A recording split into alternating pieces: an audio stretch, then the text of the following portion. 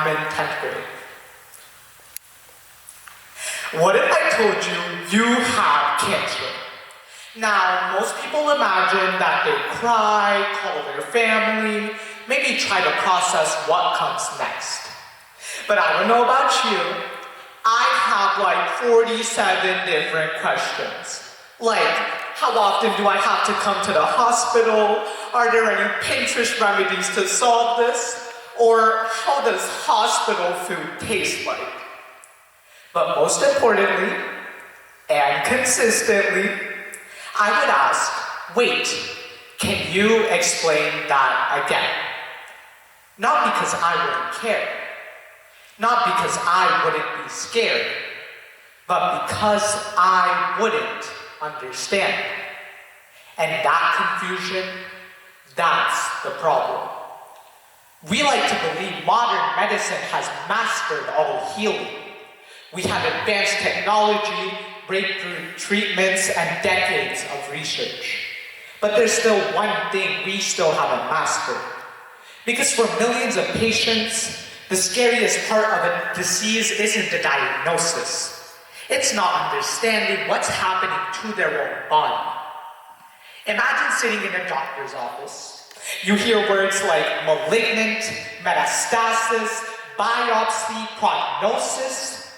The doctor speaks for 5 minutes, maybe 10, and in that time your entire life changes.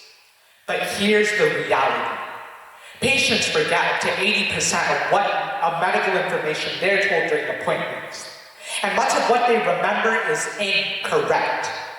So we're asking people to make life-altering decisions with incomplete understanding. That's not a small gap. That's a dangerous one. And I've seen what that looks like up close.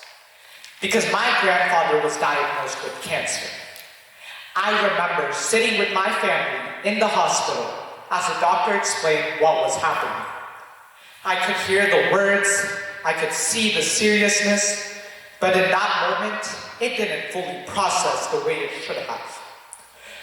And when we left the room, we realized something unsettling. We were holding different versions of the same conversation. And that's when it clicked for me. This isn't just about information being shared. It's about whether it's actually understood.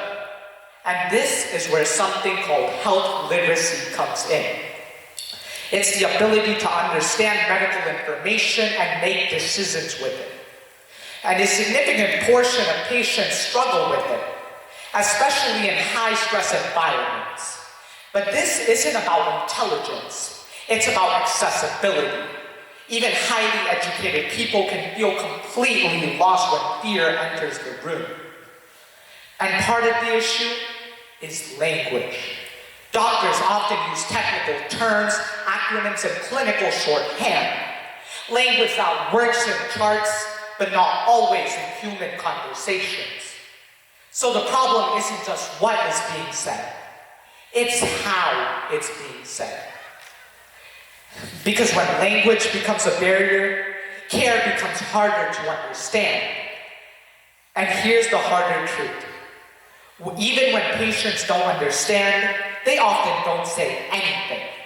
Because you're sitting in a room with someone who has spent years learning what you're hearing for the first time. So people nod, they smile, and they leave the room thinking they understood when they didn't. And that silence has consequences.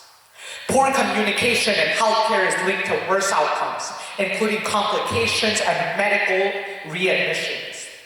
So misunderstanding isn't just uncomfortable, it can be dangerous. But this isn't an unsolvable problem. We already have the tools, we just don't use them enough. Start by using plain language.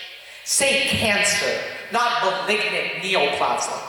Say we need a small sample, not will perform a biopsy for pathology.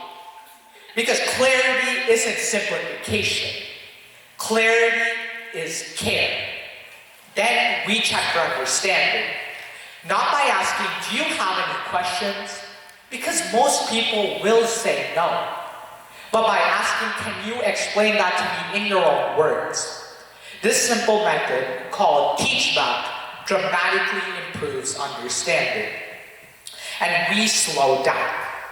Because silence in medicine isn't wasted time, it's understanding catching up. So if you ever find yourself in that chair, hearing words that change everything, remember this. Ask questions. Ask again. And if you still don't understand, then ask one more time. Because understanding isn't optimal. It's essential. And if you're going into medicine, like I hope to be one day, remember this. Your knowledge can save lives, but your ability to communicate it, that's what makes it useful. Because at the end of the day, the most dangerous words in medicine aren't "you have cancer." It's everything that comes after. The words patients never truly understand. So maybe the question isn't just, what if I told you you have cancer? But instead, would you actually understand what comes next? So let's change that.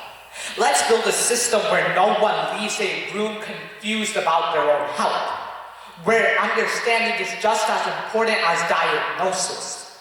Because when we close a communication gap, we don't just improve healthcare.